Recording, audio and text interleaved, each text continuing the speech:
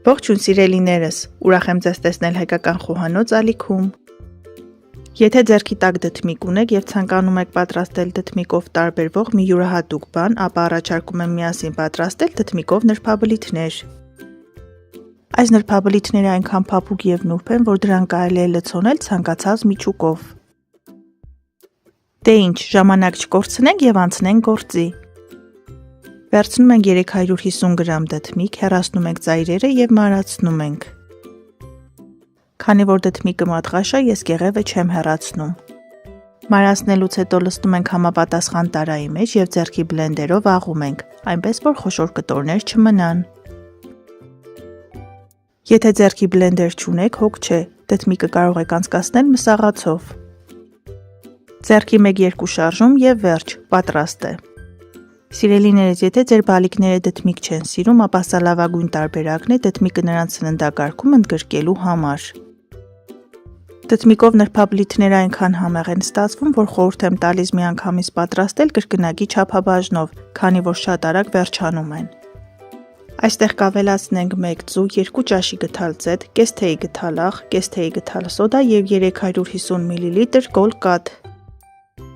Այս ամենը մի լավ խառնելուց հետո ավելացնում ենք 180 գրամ ալյուր։ Բարեկամներ, այս բաղադրատոմսով ստացվում է 10-ից 12 հատ նրբաբլիթներ։ Դդմիկով առանց ալյուրի կոտլետների 2 հրաշալի բաղադրատոմս կթողնեմ նկարագրությունների բաժնում, կարող եք անցնել հղումով եւ դիտել տեսանյութը։ Թաց եւ չոր բաղադրիչները միացնում ենք իրար եւ պետք է ստանանք ահա նման զանգված։ Խմորը պետք է լինի սովորական նրբաբլիթների խմորից մի փոքր պինդ։ Տապակը մի լավ տաքացնում ենք, վրան մի փոքր ձեթ ենք տարածում, լցնում ենք խմորը եւ նրբաբլիթները տապակում ենք երկու կողմից մոտ 1-1.5 րոպե։ Ամեն անգամ խմոր լցնելուց առաջ անհրաժեշտություն չկա տապակը ձեթապատել, դա անում ենք ընդամենը 1 անգամ։ Այսպես մեկը մյուսի հետևից տապակում ենք բոլոր նրբաբլիթները։ Դդմիկով նրբաբլիթներ կարող եք պատրաստել նախաճաշին, հիանալի տարբերակ է։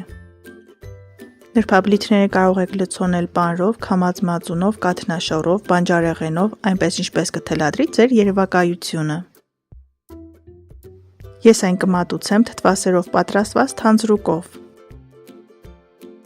Թանձրուկի համար մեզ անհրաժեշտ է 2 լիք ճաշի գթալ թթվասեր, 2 ատամիկ սխտոր, մի փոքր սև պղպեղ եւ մարացրած կանաչի։